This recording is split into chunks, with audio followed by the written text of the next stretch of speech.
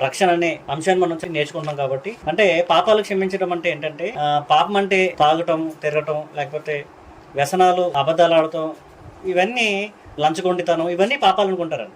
అవి విడిచిపెట్టినంత మాత్రాన మనం పరలోకం వెళ్ళిపోతాం అన్నది లేదండి. వ్యసనాలు విడిచిపెట్టేసినంత మాత్రాన మనం మంచోళ్ళు అయిపోయాము, లేకపోతే పాపరహితం అయిపోయాము, పవిత్రులు అయిపోయాము అని కాదండి. అంటే పాపం అంటే ఏంటంటే సకల దుర్నీతి పాపము అని మనం నేర్చుకున్నాము. విశ్వాసం కానిదేదో అది పాపం అని, ఆజ్ఞ అతిక్రమమే పాపం. ఇప్పుడు ఈ వ్యసనాలు ఏం చేస్తాయంటే దేవుని దగ్గర రాకుండా, లేకపోతే దేవుని ఆజ్ఞలు గైకుండా చేస్తాయండి. అంతే తప్ప ఆ వ్యసనాల వల్ల నువ్వు పరలోకం వెళ్ళిపోవడం కాదన్నమాట. అంటే వ్యసనాలు ఉంటే నువ్వు పరలోకం వెళ్ళవ. ఎవరైనా సరే, నేనైనా ఎవరైనా సరే వ్యసనాల వల్ల పరలోకం వెళ్ళరు.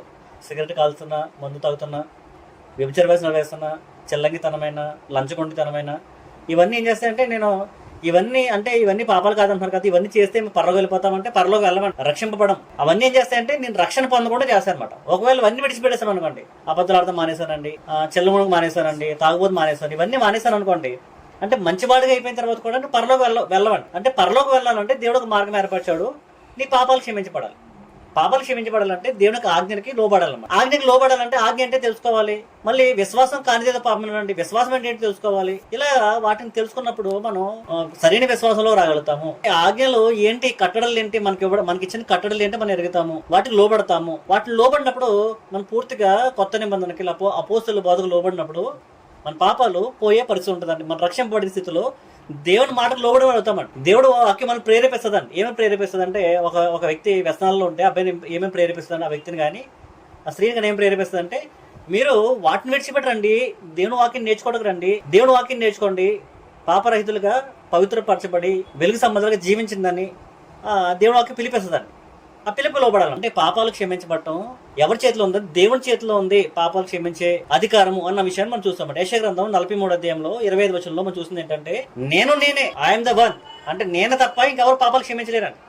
నేనే నా చిత్తానుసారముగా నీ అతిక్రమములను తుడిచివేయుచున్నాను. దేవుడు తప్ప పాత నిబంధన కాలంలో ఎవరు తుడిచివేయలేరంట. తర్వాత యేసుక్రీస్తు భూమికి వచ్చినప్పుడు ఆ అధికారాన్ని దేవాది దేవుడు యేసుక్రీస్తు ఇచ్చారనమాట, పాపాలు క్షమించే అధికారం. పాపాలు ఎవరి మతాలు క్షమించటానికి అధికారం ఉండదండి దేవుడు తప్ప.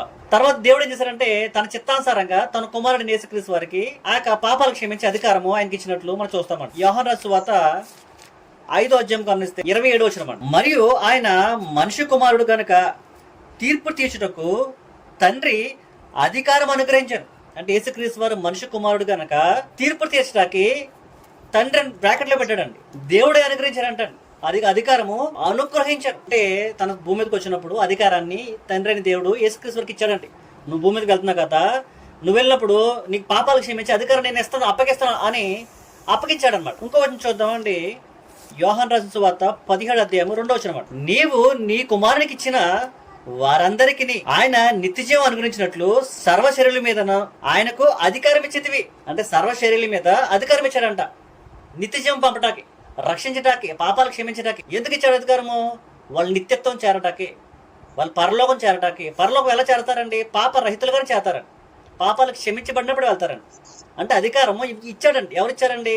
తండ్రి అయిన దేవుడు అనమాట. ఇది అపోస్తుల బోధ అనమాట. అంటే బోధ మనం ఎరగాలన్నమాట. అంటే ఈ బోధ తెలియదండి చాలా మందికి. ఈ బోధ తెలియకుండా ఏమంటారంటే యేసుక్రీస్తు వారే తండ్రి కుమారుడే పరిశుద్ధాత్మ అని రకరకాలైన బోధలు భూమి మీద కనపడుతున్నాయి. ఈ ముగ్గురు మనం చాలా జాగ్రత్తగా పరిశీలన చేస్తే బోధ ఎరగడం అవసరం పడుతుంది. ఈ విశ్వాసం వీళ్ళని ఎలా విశ్వసిస్తున్నాం, తండ్రి కుమారుడిని ఎలా విశ్వసిస్తున్నాము, కుమారుడిని పరిశుద్ధాత్మని ముగ్గురిని ఎలా విశ్వసిస్తున్నాం?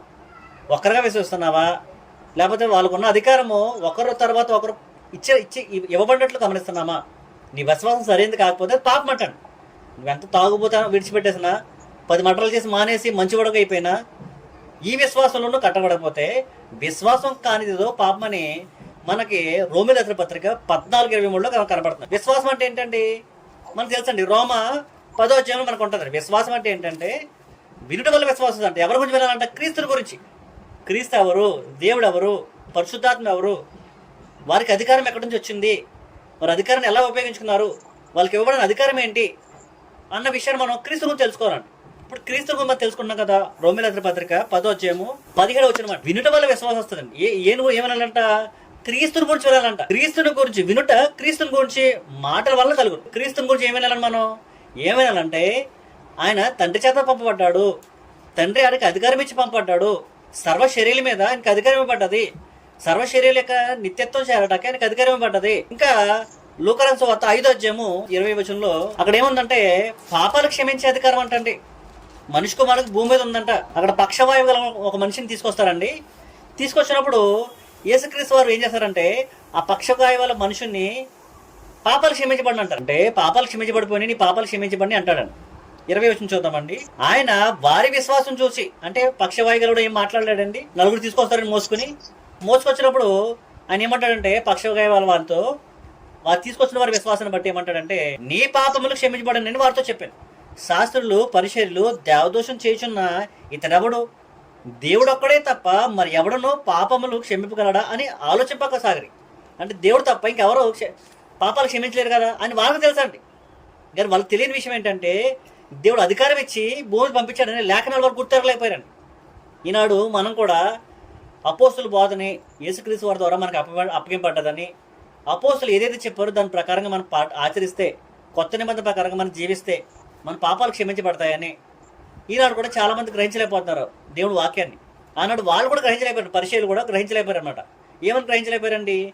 దేవుడు అధికారం ఇచ్చి ఇతను యేసుక్రీస్తుని భూమికి పంపించారు, ఇతను కూడా పాపాలు క్షమించే అధికారం ఉంటుంది, ఇతను మనిషి కుమారుడు, ఇతను దేవుని కుమారుడు, అధికారం ఇవ్వబడ్డది ఇతనికి అన్న విషయాన్ని శాస్త్రులు పరిచయాలు తెలుసుకోలేకపోవటం వల్ల వాళ్ళు ఏమన్నారంటే ఇతడు దేవదోషం చేస్తున్నారు అని వాళ్ళు అనుకున్నారంట. ఇంకా చదివితే కింద 22 యేసు వారి ఆలోచనలు ఎరిగి మీరు మీ హృదయంలో ఏమి ఆలోచించున్నారు, నీ పాపములు క్షమింపబడి ఉన్నవని చెప్పుట సులభమా, నీవు లేచి నడుమని చెప్పుట సులభమా?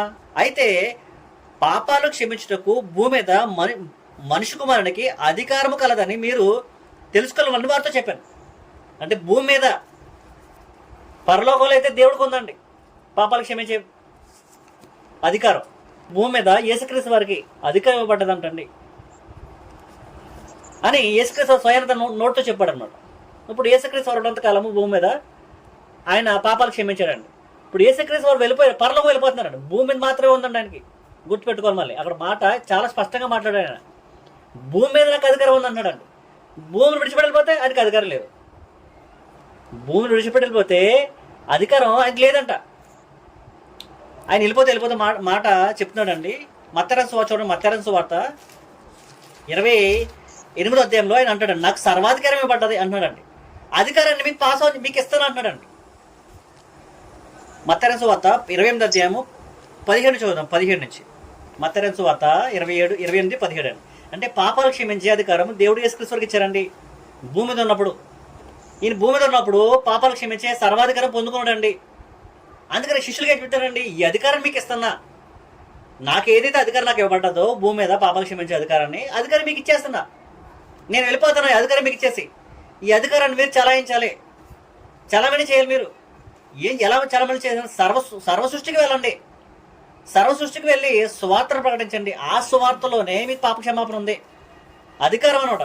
సువార్త అన్నది అథారిటీ, సువార్త అన్నది అధికారం. చూద్దామండి 28:17 వారు ఆయన చూచి ఆయన మురుక్కిని గాని కొందరు సందేహించరి. అయితే యేసు వారి ఎద్దుకు వచ్చి పరలోకమందును భూమి మీదను నాకు సర్వాధికారము ఇయ్యబడి ఉన్నది. అంటే యేసుక్రీస్తు వారు సర్వాధికారం పొందుకున్నవాడు, తండ్రి అయిన దేవుడు సర్వాధికారం ఇచ్చినవాడు. అది విషయంగా మనం గమనించాలండి. బైబిల్ మనం చదివినప్పుడు చాలా జాగ్రత్తగా గమనించవలసింది ఏంటంటే దేవుడు అధికారాన్ని క్రీస్తుకి ఇచ్చాడండి. క్రీస్తు ఏం చేస్తానప్పుడు నాకు సర్వాధికారం నాకు ఇవ్వబడ్డది కదా, కాబట్టి మీరు వెళ్ళి సమస్త జనులు శిష్యులుగా చేయండి, తండ్రి యొక్క కుమారుని యొక్క పరిశుద్ధాత్మ యొక్క నామంలో వారికి బాప్తిసం ఇవ్వండి. నేను మీకు ఏ ఏ సంగతులు ఆజ్ఞాపించుతానో వాటన్నిటిని గైకొని వల్లని వారికి బోధించుడి. ఇదిగో నేను యుగ సమాప్తి వరకు సదాకాలం మీతో కూడా ఉన్నానని వారితో చెప్పాను. యేసుక్రీస్తు వారి అధికారాన్ని శిష్యులకు ఇచ్చారండి. నాకు అధికారం ఇవ్వబడ్డది, అధికారం మీకు ఇస్తాను అంటున్నాడు. ఆ మాట ఇంకా క్లారిటీగా యేసుక్రీస్తు వారు పునరుద్ధానమైన తర్వాత ఇంకా క్లారిటీగా యోహాను రాసిన సువార్త 20 అండి. యోహాను రాసిన సువార్త 20 ఇంకా క్లారిటీగా మాట్లాడుతున్నాడు. నాకు అధికారం ఇవ్వబడ్డది, మీరు వెళ్ళి సువార్త ప్రకటించని చేయమని చెప్పాడండి. అదే యోహాను రాసిన సువార్తలో అదే సందర్భం మాట్లాడుతూ, ఆ సందర్భమే ఇక్కడ మాట్లాడుతూ అదే టైంలో ఏం మాట్లాడుతున్నాను ఇంకా యోహాను గారికి క్లారిటీగా చెప్పాడు దాన్ని. పునరుద్ధానమైన తర్వాత ఆయన వచ్చాడండి, గదిలోకి వచ్చాడు. ఆ గదిలోకి వచ్చిన తర్వాత సంభాషణ చేస్తాడు యేసుక్రీస్తు వారు శిష్యులతో. సంభాషణ మధ్యన మత్తయ్య గారు కొన్ని విషయాలు రాశారండి. ఏం రాశారు? అధికారం యేసుక్రీస్తు వారికి దేవుడు ఇచ్చాడు. ఇప్పుడు ఆ అధికారాన్ని శిష్యులకు ఇచ్చాడు సువార్త రూపంగా. ఆ సువార్తను ప్రకటించండి అని చెప్పాడు అనమాట. అదే యోహాను సువార్త 20 అధ్యాయము 22 వచనం చూసుకుంటే 23 వచనంలో 22-23 చదువుదామండి. ఆయన మాట చెప్పి వారి మీద ఊది పరిశుద్ధాత్మ పొందుడి, మీరు ఎవరి పాపములు క్షమింతురో అవి వారికి క్షమింపడను, ఎవరి పాపలు మీరు నిలిచుండినిత్తురో అవి నిలిచుండినని వారితో చెప్పాను. అంటే సువార్త ప్రకటన చేసినప్పుడు ఆ సువార్తను ఎవరైతే అంగీకరిస్తారో, వారి మాటలు ఎవరైతే లోబడతారో వారు పాపాలు క్షమించబడతాయి అని ఖచ్చితంగా చెప్పేశారండి. అంటే సువార్తకు లోబడినప్పుడే ఆ సువార్త ఏంటో తెలుసుకున్నామండి. సువార్త పేతురు గారు వీళ్ళందరూ ఉన్నారు అక్కడ. పేతురు గారు కూడా మాట్లాడుతున్నారు, సువార్త ప్రకటిస్తున్నారండి. శిష్యులందరూ సువార్త ప్రకటించారండి. ఆ సువార్తలో వారు ప్రకటించినప్పుడు ఆ ప్రకటనలో మనం గమనించవలసింది ఏంటంటే, వాళ్ళు ఏమని ప్రకటిస్తున్నారు, ఏది నమ్ముతున్నాం మనం, ఏ విశ్వాసం మనకు ఉంది, ఏ కట్టలు మనకి అపోస్తుల ద్వారా మనకి ఇచ్చాడు. ఎందుకంటే ఆజ్ఞ అతిక్రమే పాపం అండి. ఆజ్ఞ కొన్ని ఇచ్చాడండి కొత్త నిబంధనలో. ఇప్పుడు ఆజ్ఞ అంటే తెలుసుకోవాలి మనం. ఆజ్ఞలో అపోస్తులు ఏం ప్రకటించారో తెలుసుకోవాలండి. ఒకవేళ ఆజ్ఞ తెలియకుండా వారు చెప్పింది కాకుండా మనం వేరే చేస్తాం అనుకోండి, అపోస్తులు చెప్పింది కాకుండా, అది ఆజ్ఞ అతిక్రమే కదండి, పాపమే కదండి, అది పాపమేనండి. ఒకవేళ అపోస్తులు చెప్పింది చేస్తాం అనుకోండి, దేవుడు చెప్పిన ప్రకారంగా, యేసుక్రీస్తు చెప్పిన ప్రకారంగా, శిష్యులకు అందించిన దాని ప్రకారంగా ఆజ్ఞలు మనం చేస్తాం అనుకోండి, ఆజ్ఞకి లోబడుతుంది కాబట్టి అది దేవుని ప్రేమించింది అవుతుందండి. అప్పుడు అది పాపంగా పరిగణించబడుతుంది, నీతిగా పరిగణించబడుతుంది. మళ్ళీ విశ్వాసం కానిదేదో పాపం అన్నాడండి రోమా 14:23లో. అందుకని మనం ఏం చేయాలంట, విశ్వాసం అంటే ఏంటి తెలుసుకోవాలి. విశ్వాసాన్ని ప్రకటించేశారండి ఎవరు? అపోస్తుల పరిధిలో మన విశ్వాసం ఎలా ఉంది, అపోస్తుల పరిధిలో బోధ ప్రకారం మన విశ్వాసం ఉందా లేదా. ఒకవేళ ఆ బోధ పరిధిలో మన విశ్వాసం ఉందనుకోండి, మనం నమ్ముతున్నాం అనుకోండి, అప్పుడు మన పాపాలు ఉండవండి, మన పాపాలుగా పరిగణించబడండి. ఒకవేళ వారు చెప్పింది ఒక విశ్వాసం అయితే మనం ఒక రకంగా విశ్వసిస్తున్నాం అనుకోండి, అప్పుడు ఏమవుతుంది, పాపంగా పరిగణించబడుతుందండి, అది దుర్నీతి అంటండి. అందుకని మనం చాలా శ్రద్ధగా మనం జాగ్రత్తగా నేర్చుకోవాల్సింది ఏంటంటే, అపోస్తులకి వారికి అధికారం ఇవ్వబడ్డదండి. దేవుడు యేసుక్రీస్తు వారికి అధికారం ఇస్తే, యేసుక్రీస్తు వారు ఆ పాపాలు క్షమించే అధికారము యోహాను రాసిన సువార్త 20 అధ్యాయము 23 వచనం ప్రకారంగా శిష్యులకు అప్పచెప్పాడు. శిష్యులకి ఆ శిష్యులు ఏం చేశారంట, ఆ విశ్వాస ప్రమాణాన్ని ప్రకటన చేశారండి. వారికి ఏదైతే అధికారం ఇచ్చాడో ఆ ప్రకటన చేశారండి. దాన్ని గ్రంథం చేసి లిక్కిచ్చారు, మనకి ఇచ్చారన్నమాట. అందుకని దాని ప్రకారంగా మనం చేయవలసిన అవసరం ఉందండి. అందుకనే నేను కొర్నేలు కూడా మనం నేర్చుకున్నాను. అపోస్తల కార్యాలు 10వ అధ్యాయంలో వైద్యం లోక రాస్తూ కొర్నేలు గారి గురించి, ఆ కొర్నేలు గారు చాలా మంచి వ్యక్తి అండి. అతను తాగుబోతు కాదు, తిరుగుబోతు కాదు, వ్యసనకారుడు కాదు. అతని జీవితంలో చాలా భక్తిపరుడు అండి, గుణవంతుడు. తన మాత్రమే కాదు, తన కుటుంబంలో ఉన్న వాళ్ళందరూ కూడా చాలా భక్తిపరులు అండి. కానీ అతనికి ఏం లేదండి, రక్షణ లేదండి. రక్షణ కోసం ప్రార్థన చేస్తాడు దేవుని దగ్గరికి, పరలోకం ప్రార్థన 2 చేతులు ఎత్తి ప్రార్థన చేస్తున్నాడు దినమెల్లా. ప్రార్థన చేస్తుంటే దేవుడు ఏమన్నాడంటే, నేను పాపాలు క్షమిస్తాను అనలేదండి. ఎందుకంటే పాపాలు క్షమించే అధికారము యేసుక్రీస్తు వారికి ఇస్తే, ఆ యేసుక్రీస్తు వారు పరిశుద్ధాత్మ ద్వారా అపోస్తులకు ఇచ్చేస్తారండి. పరిశుద్ధాత్మ ఎప్పుడైతే వచ్చారో, పరిశుద్ధాత్ముడు వారు కలిసి ఆ పాపాలు క్షమించే బాధ్యతల్ని వర్మించుకున్నారండి. ఎవరైతే అపోస్తుల యొక్క బోధని వింటారో, కొత్త నిబంధన వింటారో, దాన్ని సరిగా పరిశీలించి గ్రహించి దానికి లోబడతారో, వాళ్ళ పాపాలు క్షమించబడతాయి అన్న సందేశాన్ని దేవుడు చెప్పగానే చెప్తున్నాడండి. దేవుడు ప్రార్థన చేస్తున్నాడండి కొర్నేలి. దేవుడు ప్రార్థన చేస్తుంటే కొర్నేలి పాపాలు క్షమించబడి పో అనాలి కదండి. యేసుక్రీస్తు అన్నారు కదా, యేసుక్రీస్తు ఏమన్నారండి, నీ పాపాలు క్షమించబడ్డాయి అన్నారండి. నీ శరీర రోగం కూడా, పక్షవాయు కూడా పోతుంది, పక్షవాతం కూడా, రోగం కూడా పోతుందని యేసుక్రీస్తు చెప్పారండి. అలాగే ఎక్కడ అపోస్తులు చెప్పలేదండి నీ పాపాలు క్షమించబడుతున్నాయని. రోగాలైతే పోగొట్టారు కానీ వాళ్ళు సువార్తను ప్రకటించేశారు. ఆ సువార్తను వింటేనే, నమ్మితేనే పాపాల క్షమాపణ. అది దేవుడు కూడా చెప్తున్నాడండి. ఏమంటున్నాడంటే, దేవదూతను పంపించి నువ్వు వెళ్ళి ఆ యొక్క పేతురు గారిని పిలిపించుకొని నువ్వు సువార్త వారు విను. ఆ సువార్త వల్ల నీకేమవుతుందంట, ఆ సువార్త వల్ల నీకు రక్షణ ఉంటుంది అని అపోస్తల కార్యాలు 11వ అధ్యాయము 14వ వచనంలో దేవదూత వచ్చి కొర్నేలుతో మాట్లాడని మనం చూస్తామండి. నీవును నీ ఇంటి వారందరూ ఏ మాటల వల్ల రక్షణ పొందుతురో ఆ మాటలు అతడితో చెప్పునని తన ఇంట నిలిచిన తనతో చెప్పిన యొక్క దేవదూతను చూచి సంగతి మాకు తెలిపాను. ఏంటంట, తన ఇంటి ఒక దేవదూత నిలిచి వచ్చి చెప్పిందంట. ఏం చెప్పిందంట? పేతురు గారు వచ్చి ఏ మాటలైతే చెప్తారో ఆ మాటల వల్లే నీకు రక్షణ కలుగుతుంది, అది ఖచ్చితం. దేవదూతను పంపించి, దేవదూత నువ్వు వెళ్ళి, నీకు చాలా శక్తి ఉంది కదా, నువ్వు చాలా శక్తిమంతుడు కదా దేవదూత, నువ్వు వెళ్ళి అతని పాపాలు క్షమించరమని దేవదూత కూడా ఇవ్వలేదు అధికారం. దేవదూత దగ్గర లేదు అధికారం అండి, దేవుని దగ్గర లేదు, యేసుక్రీస్తు దగ్గర లేదు. అధికారాన్ని ఎవరికి ఇచ్చారంటే అపోస్తుల బోధకు ఇచ్చారనమాట. అపోస్తుల బోధ అంత శక్తి ఉందండి. అపోస్తుల బోధ విశ్వాసం ఆ యొక్క పరిధిలో మన విశ్వాసం ఉండాలండి. దేవుడు ఏమన్నాడంటే దేవదూత చెప్పి నువ్వు వెళ్ళి పేతురు గారిని పిలిపించుకో, పేతురు గారు ఏవైతే మాటలు చెప్తారో ఆ మాటలు నువ్వు విను, ఆ మాటలు వల్ల నీకు నీ ఇంటి వరకు రక్షణ వస్తుంది అని ఇంత మంచివాడైన కొర్నేలు గారు కూడా సందేశాన్ని అందించడం మనం చూస్తాం. ఇప్పుడు పేతురు గారు వచ్చి ఏం సందేశం ఇచ్చారండి? పేతురు గారు పిలిపించుకున్నారండి దేవదూత చెప్పిన ప్రకారంగా. కొర్నేలు గారు పేతురు గారు వచ్చి ఏం ప్రసంగం చేస్తున్నారంటే చూద్దామండి. అంటే ఆయన చెప్పే ప్రసంగం ఏంటి? ఆయన చెప్పే ప్రసంగం వల్ల నీ పాపాలు పోతాయా అంటే చెప్పే ప్రసంగం, లేకపోతే అది చెప్పే సందేశము దైవ సందేశం ఏంటంటే దేవుణ్ణి ఎరగాలి, క్రీస్తుని ఎరగాలి. ఒకసారి చూద్దామండి. నిత్యజీవం వెళ్ళాలంటే మనం రక్షణ పొందాలి. ఆ రక్షణ పొందాలంటే ఏమేమి వినాలి అని చెప్తున్నారండి. యోహాను రాసిన సువార్త 17:3 అండి. అంటే నిత్యజీవం వెళ్ళాలంటే నువ్వు చేయవలసింది ఏంటి? నిత్యజీవం వెళ్ళాలంటే, పరలోకం వెళ్ళాలంటే మన పాపాలు పోవాలి. పాపాలు పోవాలంటే నీ విశ్వాసం ఎలా ఉండాలి అంటే, విశ్వాసం కానిదేదో పాపం కదా, నీ విశ్వాసం ఎలా ఉండాలండి? విశ్వాసం ఎలా ఉండాలో చూసుకుంటే గ్రంథంలో పేతురు గారు ఏం ప్రకటన చేస్తారో చెప్తున్నారండి. ఏం చెప్తున్నారంటే పేతురు గారు ఏం చెప్తున్నారంటే చూద్దామండి. 17:3 అంటే ఇవన్నీ వింటేనే మీరు నిత్యజీవం వెళ్తారండి. యోహాను రాసిన సువార్త 17:3 అండి.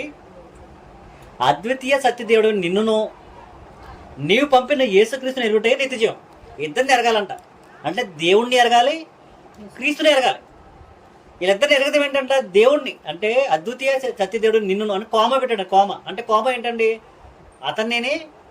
అతను పంపిన యేసుక్రీస్తు కూడా ఇద్దరిని ఎరగాలన్నమాట. వాళ్ళిద్దరు కూడా జరిగిపోతే ఎరిగితే ఏంటంట ఇంచుమించు 99% నువ్వు పరలోకం స్వతం తీసుకున్నట్టే. 100% అండి. అంటే బైబిల్ చెప్పిందంటే 100కు 100 మార్కులు ఇచ్చాను దానికి. అంటే దేవుణ్ణి ఎరగాలి, అద్వితీయ సత్యదేవుడు అని నిన్నును నీవు పంపిన యేసుక్రీస్తు ఎరుగుటే నిత్యజీవం అన్నాడండి. అవే ప్రకటన చేశారు వాళ్ళు. అపోస్తులు ఏం ప్రకటన చేశారంటే వీరిద్దరిని పరిచయం చేశారండి. దేవుడు అంటే ఎవరు, యేసుక్రీస్తు అంటే ఎవరు, వీరిద్దరిని ఎరగండి. వీళ్ళిద్దరిని ఎరిగితే మీరు నిత్యజీవము.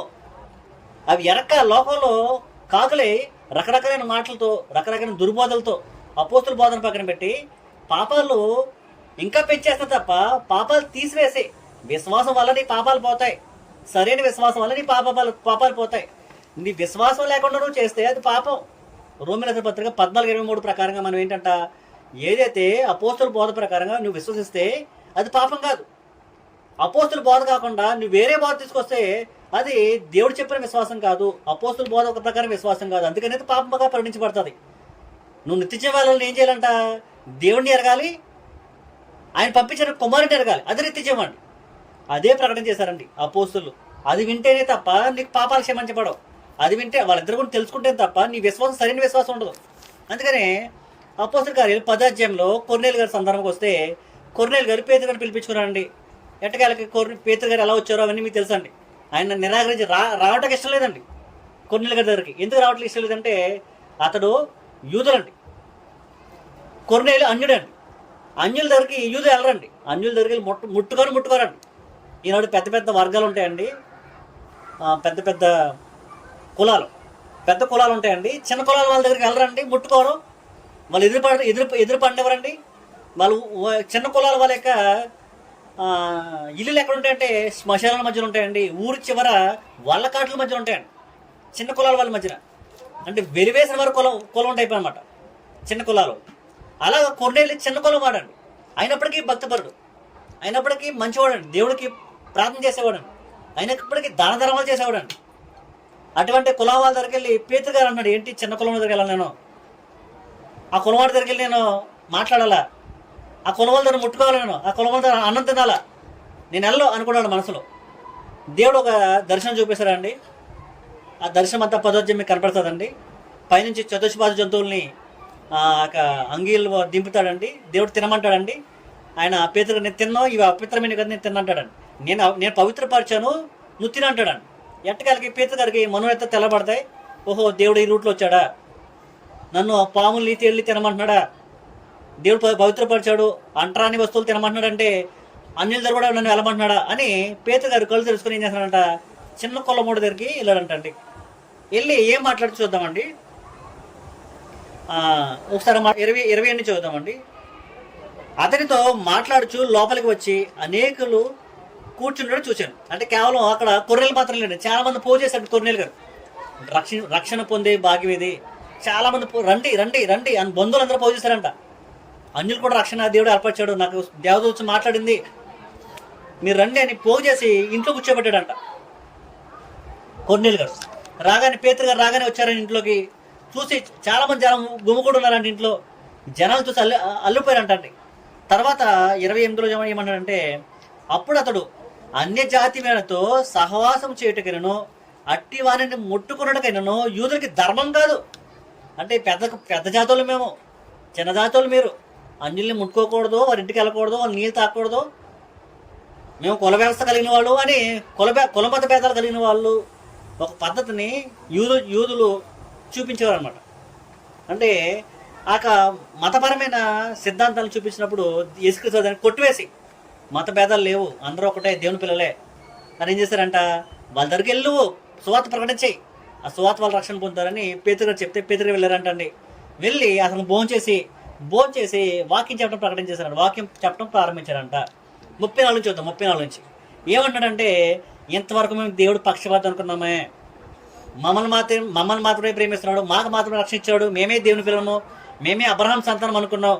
దేవుడు పక్షపాతి కాదు, ఆయన అందరికీ బంధువైన, అందరికీ యేసుక్రీస్తు ప్రభు, మా ఒక్కరికే కాదు, ఆయన అందరి పాపాలు తీసివేయడానికి భూమి మీదకి వచ్చాడు. ఆయన సర్వాధికారం యేసుక్రీస్తుకి ఇవ్వబడ్డదంటే కేవలం అది ఆయనకు మాత్రం ఇవ్వబడలేదు కాదు, ఆయన అందరికీ ఇచ్చాడు, ఇవ్వబడ్డదని విషయాన్ని అక్కడ సందర్భంలో మనం తెలియపరుస్తాం. చూద్దామండి 34 నుంచి.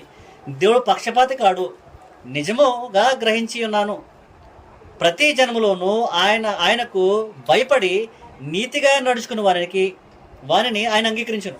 ఏ జన్మలో సరే, ఏ జాతి అయినా సరే నీతిగా నడిస్తే ఆయన అంగీకరిస్తారంట. నీతి అంటే ఏంటండి, అబ్రహాము దేవుడు నమ్మెను, దేవుడు మాటకు లోబడెను, దేవుని ఆజ్ఞకి లోబడేను కాబట్టి అది నీతిగా ఎంచబడ్డదంట. అంటే దేవుని ఆజ్ఞకి లోబడటం, దేవుని నమ్మటం, దేవుని దగ్గర రావటం అది నీతి అంటండి. ఎవరైతే నీతిగా ఆయన దగ్గరకు వస్తారో, ఆయన మాట వింటారో వాళ్ళు నీతిగా ఎంచబడి వాళ్ళని అంగీకరిస్తారంట. యేసుక్రీస్తు అందరికీ ప్రభు, ఆయన ద్వారా దేవుడు సమాధానకరమైన సువార్త ప్రకటించి ఇశ్రాయేలుకు పంపిన వర్తమానము మీరెరుగుదురు. అంటే యేసుక్రీస్తు వారు భూమికి పంపించారండి, దేవుడే పంపించాడు సమాధానకర సువార్త. యేసుక్రీస్తు వారు ద్వారా దేవుడికి మనుషులకు ఉన్న భేదాన్ని తీసివేసి సమాధానం పరిచే సువార్త అండి. అంటే ఒక అడ్డుగోడ, పాపం లాంటి అడ్డుగోడ అనమాట భేదం. సువార్త ఏం చేస్తుందంటే భేదం తొలగిస్తుందండి, పాపాన్ని తొలగించేస్తుంది. అంటే దేవుడికి మనకేముందంటే